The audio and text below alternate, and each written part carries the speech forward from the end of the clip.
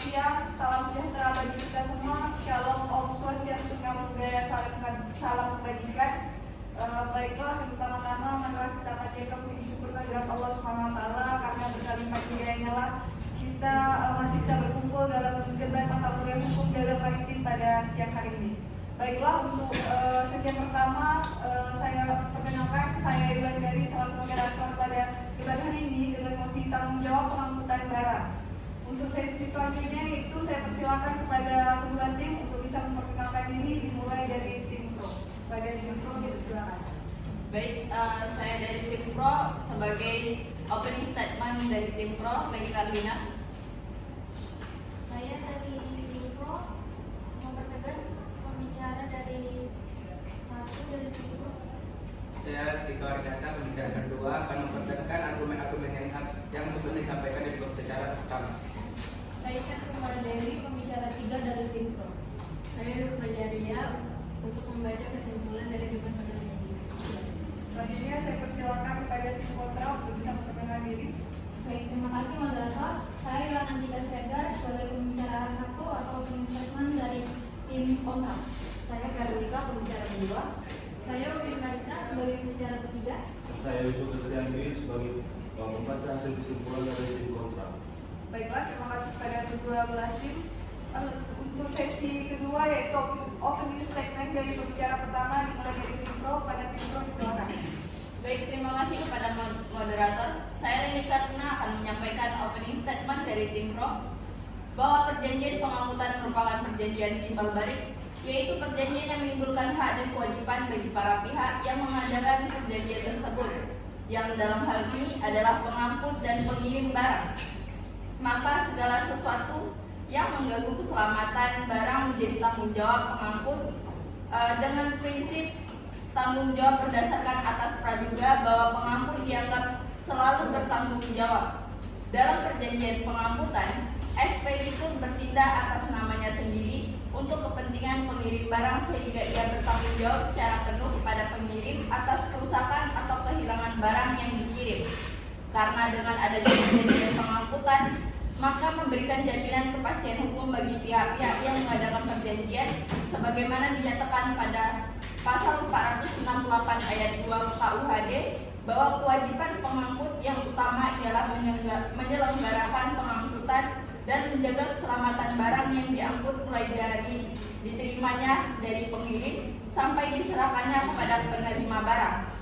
Baik, sekian dari saya. Selanjutnya saya serahkan kepada Mila untuk mempertegas argumen saya. Terima kasih. Baik, terima kasih Leni. Di sini saya Pradipta Sari akan mempertegas argumentasi dari pembicara 1. Pada hakikatnya dinyatakan bahwa setiap pengangkutan bertujuan untuk tiba di tempat tujuan dengan selamat dan meningkatkan nilai guna bagi penumpang ataupun barang yang diangkut. Tiba di tempat tujuannya artinya proses pemindahan dari suatu tempat ke tempat tujuan berlangsung tanpa hambatan dan kemacetan sesuai dengan waktu yang direncanakan. Dengan adanya pelaksanaan pengangkutan ini, secara langsung juga akan berpengaruh terhadap perlindungan hukum bagi pihak pengirim barang yang menggunakan sarana angkutan tersebut, karena bila penyangkutan tidak selamat, akan terjadi dua hal, yaitu barang sampai di tempat tujuan tidak ada atau musnah, atau ada tetapi rusak sebagian atau seluruhnya. Kalau barang muatan tidak ada atau rusak menjadi tanggung jawab pengangkut, artinya pengangkut harus membayar bagi kerugian terhadap barang yang musnah atau rusak tersebut. Apabila pengangkut telah melaksanakan kewajibannya penyelenggaraan pengangkutan barang atau penumpang, pengangkut telah terikat pada konsekuensi yang harus dipikul oleh pengangkut barang atau tanggung jawab terhadap penumpang dan muatan yang diangkutnya. Dari kewajiban itu timbul tanggung jawab pengangkut, maka segala sesuatu yang mengganggu keselamatan penumpang atau barang menjadi tanggung jawab pengangkut. Dengan demikian berarti pengangkut berkewajiban menanggung segala kerugian yang diderita oleh penumpang atau barang yang diangkutnya tersebut. Sebagai perusahaan yang bergerak dalam bidang jasa pengangkutan laut, PT Logistik Indoraya yang disebut sebagai tergugat 1 telah menerima suatu titipan untuk mengangkut barang penggugat sebanyak 700 set ban truk, yaitu sesuai dengan draft PO nomor 001-PO-ATI-12-11 yang penggugat beli dari suatu pabrik ban yang berlokasi di Shandong, Cina, yang mempercayakan barang tersebut kepada tergugat 1 yang sebagai perusahaan pengangkut barang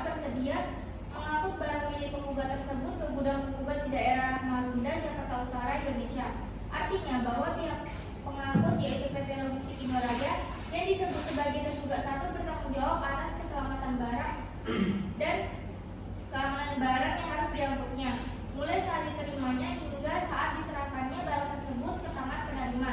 Serta apabila dalam pengangkutan barang tersebut berjalan tidak selamat, misalnya barang tersebut mengalami kerugian akibat kehilangan, kerusakan atau keterlambatan dan dalam pengirimannya, maka hal ini juga menjadi tanggung jawab penggugat. Kemudian pada tanggal 8 Maret 2012, barang milik penggugat tersebut akhirnya diangkut oleh tergugat 1 dan tergugat 2 dengan menggunakan kapal Amsterdam Freight 016W berangkat dari Shandong, Cina, dan dengan demikian maka sesuai dengan janjinya barang milik penggugat tersebut paling lambat sudah sampai tanggal 29 Maret 2012.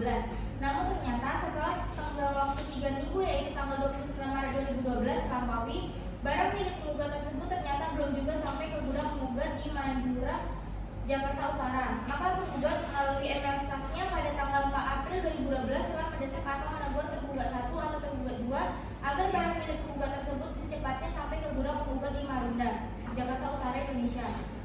Akibat dari tindakan tergugat 1 atau tergugat 2 yaitu tidak menyerahkan barang milik penggugat tepatnya pada waktu yaitu sesuai dengan janji tergugat 1 dan atau tergugat 2 paling lambat tanggal 29 Maret 2012 dan atau bahkan sampai gugatan ini diajukan pun belum juga diserahkan kepada penggugat adalah merupakan perbuatan ingkar janji atau prestasi. Baik, segitu saja argumentasi saya kembalikan kepada moderator. Terima kasih kepada pembicara pertama dari tim pro. Saya persilakan kepada tim pembicara pertama dari tim kontra. Baik, terima kasih moderator. Selamat sore, saya Yohantika Sregar sebagai pembicara pertama dari tim kontra dalam debat ini. Untuk menyampaikan argumen saya dan menyiapkan panggung untuk diskusi yang menunggak pikiran, dan tujuan saya adalah memberikan pemahaman yang jelas tentang isu-isu utama dan menyajikan poin-poin yang meyakinkan untuk mendukung posisi saya dalam topik ataupun emosi kita pada sore ini.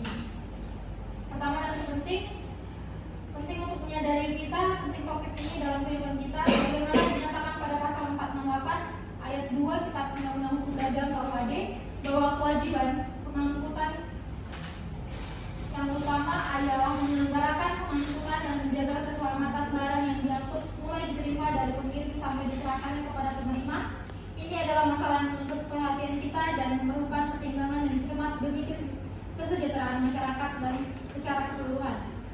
Bahwa dalam duduk perkara putusan PN Jakarta Barat nomor 336/PDT-G/2012/PN Jakarta Barat, penggugat bersedia menggunakan tergugat 1 Aquo PT Logistik Indoraya sebagai perusahaan jasa pengangkutan laut dikarenakan sebelumnya sekitar bulan November 2011 saudara Christian Aquo tergugat 2 pernah mendatangi kantor penggugat dan memperkenalkan dirinya bahwa tergugat 2 adalah staf dari tergugat 1. Ternyata setelah tenggang waktu 3 minggu yaitu tanggal 29 Maret 2012 terlampaui, barang milik penggugat tersebut ternyata belum juga sampai ke gudang penggugat di Marunda, Jakarta Utara. Maka penggugat melalui email stafnya pada tanggal 4 April 2012 telah mendesak atau menegur tergugat 1 dan atau tergugat 2 agar barang milik penggugat tersebut secepatnya sampai ke gudang penggugat di Marunda, Jakarta Utara, Indonesia. Penggugat setelah mengetahui kapal yang mengangkut barangnya tersebut masih berada di negara Singapura merasa sangat kecewa atas perbuatan tergugat 1 atau tergugat 2 yang nyatanya tetapi barang yang diangkut dari Singapura ke Indonesia di mana sudah saatnya dan tiba waktunya untuk tunduk kepada hukum Indonesia.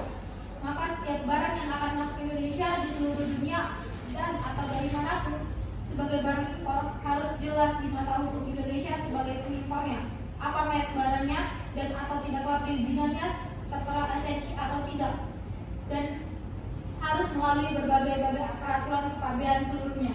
Bahwa apabila hal ini dinyatakan kembali kepada penggugat PT Logistik Indoraya, Anugerah Tokomoto Indonesia, apakah PT Tokomoto Indonesia memiliki izin impor barang apa tidak? Jawabannya tidak. Mengapa tidak? Karena belum mendapatkan izin impor atau import license dari pemerintah. Mengapa mengimpor barang kalau tidak atau belum izin impor? Dari sinilah persoalan hukum tersebut dimulai. bahwa benar tergugat 2 sebagai dari diri pribadi dan sebagai karyawan PT Logistik Indoraya telah pernah datang ke kantor penggugat sekitar bulan November 2011 dengan maksud memperkenalkan diri kepada penggugat bahwa tergugat 2 sebagai kepala marketing dari PT Logistik Indoraya, sebuah perusahaan forwarding atau jasa transportasi. Memang benar pembicaraan antara tergugat 2 dan staf penggugat bahwa barang tersebut akan diangkut dari Cina ke Indonesia dengan beberapa tahap sesuai dengan hasil pembicaraan, bahwa ternyata penggugat sendiri dengan begitu yakinnya meminta tergugat 2 untuk mengangkut barang milik penggugat tersebut dengan istilah borongan, artinya jalurnya tidak resmi, bahwa ternyata penggugat meminta kepada tergugat 2 mengangkut barang-barangnya tersebut dengan jalan yang tidak resmi atau yang dikenal dengan istilah borongan karena yang pertama, penggugat PT Tokomoto tidak memiliki izin impor yang seharusnya dikeluarkan oleh pemerintah. Yang kedua, penggugat benar-benar tahu bahwa apabila tidak ada kars borongan, ban milik penggugat tidak dapat sampai ke Indonesia. Dan yang ketiga, penggugat menginginkan biaya murah walaupun dengan resiko yang tinggi nantinya bila terjadi sesuatu maka akan dibebankan resiko tersebut kepada tergugat 2. Berdasarkan PO yang dikeluarkan sendiri oleh penggugat hanya menggunakan term of condition FOB, di mana jaminan asuransi hanya sampai di tempat Singapura saja, tidaklah sampai di Jakarta, kecuali PO yang dikeluarkan oleh penggugat menggunakan term of condition CFP yang menjamin asuransi sampai di tempat tujuan Jakarta. Jadi kesalahan ini jelas nyatanya berasal dari penggugat sendiri yang memberi pekerjaan mengeluarkan PO hanya dengan term of condition FOB, bukan term of condition CNP, bahwa pekerjaan borongan atau pekerjaan ini bukanlah atas penawaran dari tergugat 2 kepada penggugat, melainkan inisiatif dari penggugat sendiri yang memilih dan menentukan sendiri bahwa barangnya yang berupa ban di Cina akan sendiri yang memilih dan akan diangkut ke Indonesia dengan jalur borongan. Dengan kata lain, penggugat tidak mau dengan jalur yang lain selain dari jalur borongan itu sendiri. Bahwa perlu diketahui juga dari sejak awal penggugat juga sudah tahu bahwa tergugat 2 adalah bekerja di sebuah perusahaan forwarding jasa transportasi, di mana perusahaan forwarding ini secara real de facto dan secara de jure memang tidak memiliki armada angkut sendiri. Oleh karena tergugat 2 tidak memiliki armada angkut sendiri, maka sudah barang tentu pasti order pekerjaan yang diterima oleh tergugat 2 harus bahkan wajib untuk di-forward atau diteruskan kepada pihak ketiga lainnya, yaitu rekan dari tergugat kedua. Oleh sebab itu, dengan pemberitahuan ataupun tanpa pemberitahuan terlebih dahulu sekalipun kepada pihak customer penggugat, perbuatan yang dilakukan oleh tergugat kedua sama sekali tidak melanggar hukum dan atau lebih tepatnya tidak ingkar janji dan tidak uang prestasi juga, tidak dapat dikategorikan telah melakukan perbuatan melawan hukum, dan ini telah diketahui oleh staf penggugat, telah mengerti dan memahami bahwa PT Logistik Indoraya adalah perseroan terbatas yang bergerak di bidang freight forwarding yang hanya meneruskan order. Perseroan terbatas yang bergerak di meneruskan order, melanjutkan order kepada pihak lain dalam hal pengangkutan atau pengurusan transportasinya. Dan bahwa dengan tegas saya menyatakan saya menolak keras dengan tuntutan dari penggugat bahwa tidak sepenuhnya tergugat 1 dan 2 melakukan perbuatan hukum. Terima kasih. Saya kembalikan kepada moderator. Baiklah, terima kasih kepada pembicara utama dari tim kontrak. Selanjutnya yaitu kita dengarkan argumentasi dari pembicara kedua dari tim pro. Kepada tim pro dipersilakan. Baik, terima kasih kepada moderator. Perkenalkan, saya Dito Rinata. Saya di sini pembicara kedua akan menjelaskan mengenai argumentasi dari tim pro.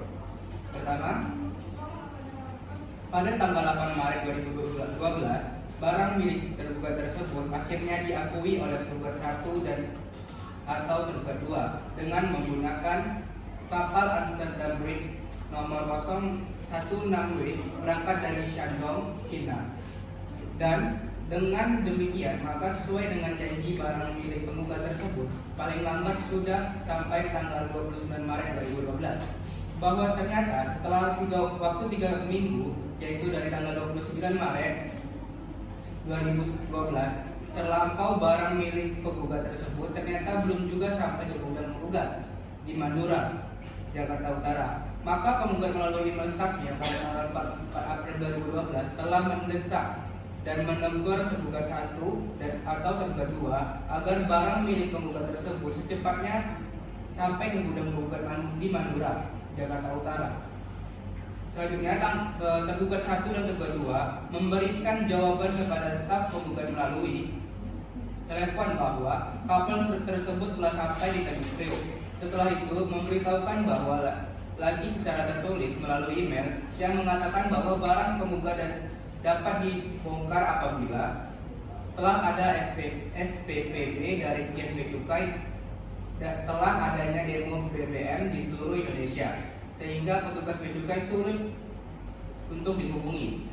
Oleh karena barang penggugat belum juga sampai ke gudang dan pihak customer atau pembeli sudah mempertanyakan pesan kepada penggugat, maka Saudara Ade Tomara selaku direksi dari penggugat berusaha mencari tahu kebenaran kapal pengangkutan barang.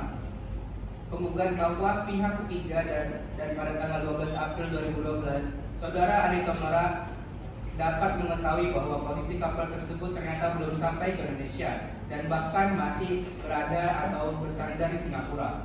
Baik, saya serahkan pada moderator. Baik, terima kasih kepada tim Pro. Saya persilahkan kepada tim Kontra.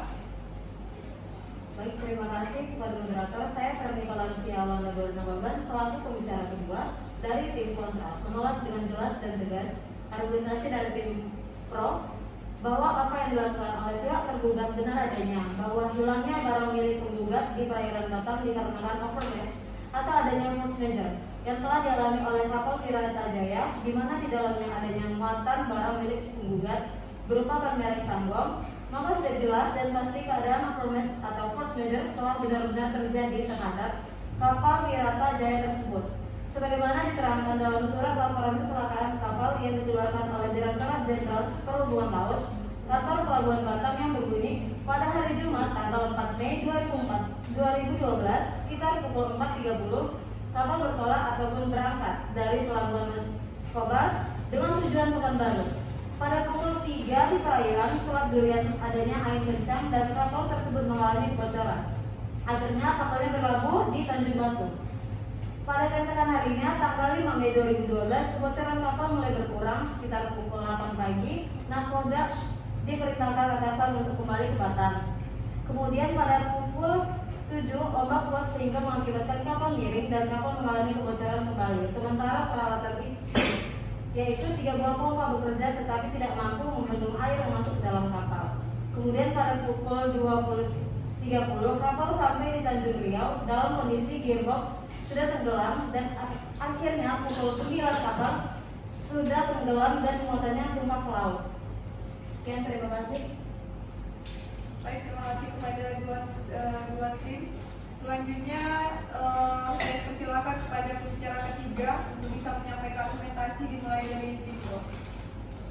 Baiklah, terima kasih kepada moderator. Saya Nirkumar Dewi selaku pembicara 3 dari Triko mendukung mosi perdebatan yang mana telah disampaikan oleh pembicara 1 dan 2 bahwa berdasarkan putusan tersebut diketahui bahwa penggugat mengalami banyak kerugian, diantaranya yang pertama, kerugian penggugat berupa hilangnya 665 set ban truk yaitu merek Sanggong dengan ukuran 750 R16 strip 16 PR tipe TRF 08 dalam konversi rupiah yaitu Rp613.216.450.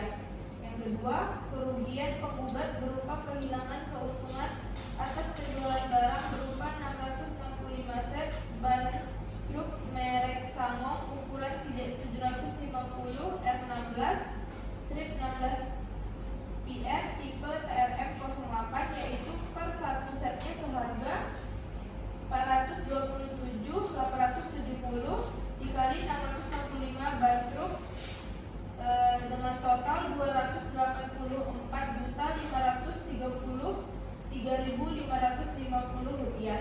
Yang ketiga, selain itu penggugat terpaksa harus menggunakan jasa pihak ketiga untuk memonitor mencari tahu keberadaan barang penggugat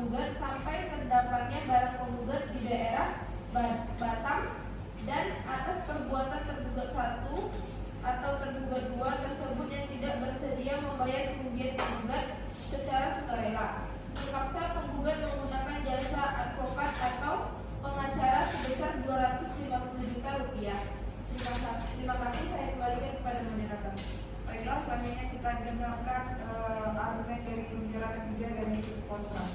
Baiklah, saya Winnie Marisa, selaku pembicara ketiga dari tim kontra. Jadi mendukung argumen rekan-rekan saya sebelumnya, saya menolak dengan tegas apa yang disampaikan oleh tim Pro, bahwasannya dikatakan bahwa pihak penggugat 2 tidak mengaktualisasikan barang milik penggugat dari Singapura dengan tujuan Indonesia adalah benar menurut hukum. Karena si penggugat tidak adanya surat izin impor dan tidak melindungi barangnya dengan Term of Condition atau CIF. Oleh sebab itu, akibat penggugat tidak memiliki surat izin impor tersebut, maka penggugat alias PT Anugrah Toko Motor Indonesia memilih jalur borongan, dipilih dan ditentukan sendiri oleh pihak penggugat tanpa memikirkan segala kerugian atau risiko di kemudian hari. Kemudian saya tegaskan kembali dan memperkuat argumentasi kembali dari pembicara kedua tim saya bahwasanya makam tersebut mengapa tidak adanya asuransi yang menjanjikan si penggugat.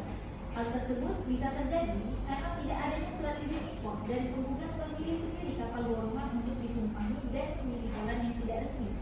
Sementara penggugat sendiri pun sudah benar-benar mengetahui resiko apabila tidak dengan cas borongan tersebut dan milik si penggugat tidak sampai ke Indonesia. Baik, sekian argumentasi dari saya serahkan kembali kepada moderator. Baiklah, terima kasih kepada pembicara ketiga dari 12 tim. Selanjutnya untuk sesi terakhir, mari kita dengarkan closing statement serta kesimpulan dari 12 tim yang dimulai dari tim Pro. Pada tim Pro, dipersilakan. Terima kasih moderator. Saya akan membacakan kesimpulan pada hari ini. Berdasarkan argumen yang telah disampaikan oleh pembicara sebelumnya, saya dapat ditarik secara garis besar adalah kami sebagai konfirmasi sebelumnya putusan hakim. Hal ini berdasarkan bukti-bukti yang sudah jelas bahwa tergugat 1 dan tergugat 2 lalai dalam melaksanakan perjanjian yang telah disepakati, sehingga tergugat 1 dan tergugat 2 tingkat janji dengan prestasi. Hal ini berdasarkan keterlambatan akibat dari tindakan tergugat 1 dan atau tergugat 2 yang tidak menyerahkan barang milik penggugat tepat pada waktunya, yaitu sesuai dengan janji tergugat 1 dan atau tergugat 2 paling lambat tanggal 29 Maret 2012. Dan bahkan sampai gugatan ini diajukan pun belum juga diserahkan kepada penggugat adalah merupakan bentuk perbuatan ikat janji. Kemudian dijelaskan juga pada pasal 188 Undang-Undang Nomor 22 Tahun 2009 tentang lalu lintas dan angkutan jalan menyatakan bahwa perusahaan angkutan umum wajib mengganti kerugian yang diderita oleh penumpang atau pengendara karena lalai dalam melaksanakan pelayanan angkutan. Dari ketentuan ini muncul kesan bahwa apabila pengusaha angkutan terlambat dalam melaksanakan angkutan dan keterlambatan tersebut mengakibatkan kerugian terhadap penumpang, maka pengusaha angkutan bertanggung jawab atas kerugian penumpang yang disebutkan. Hal ini sudah sesuai dengan sebagaimana dengan tuntutan yang diajukan oleh pihak penggugat dan sudah jelas pihak tergugat 1 dan tergugat 2 melakukan manifestasi sebagaimana yang telah dijelaskan oleh pembicara 1 maupun pembicara 2 tim kami. Oleh karena itu, kami tim Pro dengan tegas juga mantap setuju dengan putusan hakim berdasarkan bukti yang telah ada. Baik, terima kasih. Saya kembalikan kepada moderator. Baiklah, selanjutnya saya persilakan kepada pembicara keempat dari tim kontra untuk bisa menyampaikan argumentasinya. Baik, terima kasih kepada moderator yang telah memberikan kesempatan kepada kami. Perkenalkan saya Yusuf Kristiani selaku pembaca kesimpulan dari tim kontra. Baik, di sini saya akan menyimpulkan argumen dari tim kontra, yang mana dalam hal ini seharusnya pihak penggugat harus bisa membuat perjanjian yang terpisah dari perjanjian kapal lainnya agar bisa lebih terperinci dalam melakukan suatu perjanjian. Hal ini seharusnya dilakukan agar tidak terjadinya suatu kekeliruan yang mengangkut dalam sewa menyewa kapal di antara kedua direksi ini dan tidak akan melanjutkan perjanjian ini di luar kesepakatan, dan bahwa tergugat memiliki hak untuk tidak membayar sewa kapal dengan alasan bahwa kapal yang disewa oleh tergugat di dalam kuartal aku yaitu kapal tunda 18 tongkang MP 2304. Berdasarkan pasal 460 KUHP dagang tersebut, bahwa dengan demikian menurut hukum jika termohon kasasi sebagai pihak yang menyewakan kapal tidak dapat memenuhi kewajibannya untuk menyediakan kapal dalam kondisi yang layak, atau dalam hal ini kapal yang disewakan termohon kasasi mengalami kerusakan, maka pemohon kasasi berhak untuk menuntut biaya ganti rugi atas kerugian yang dideritanya akibat kerusakan kapal tersebut kepada termohon kasasi. Berdasarkan argumentasi yang telah kami sampaikan tadi, maka dengan tegas kami menyatakan tidak setuju pada mosi perdebatan kali ini. Terima kasih. Baiklah, terima kasih saya ucapkan kepada dua belah tim dari tim pro dan juga kontra. Baiklah, itulah rangkaian debat kita pada siang hari ini. Saya selaku moderator mohon maaf apabila terhadap terdapat kesalahan dalam ucapan dan perilaku. Terima kasih atas perhatian dan sampai jumpa. Saya ucapkan assalamualaikum warahmatullahi wabarakatuh dan selamat siang.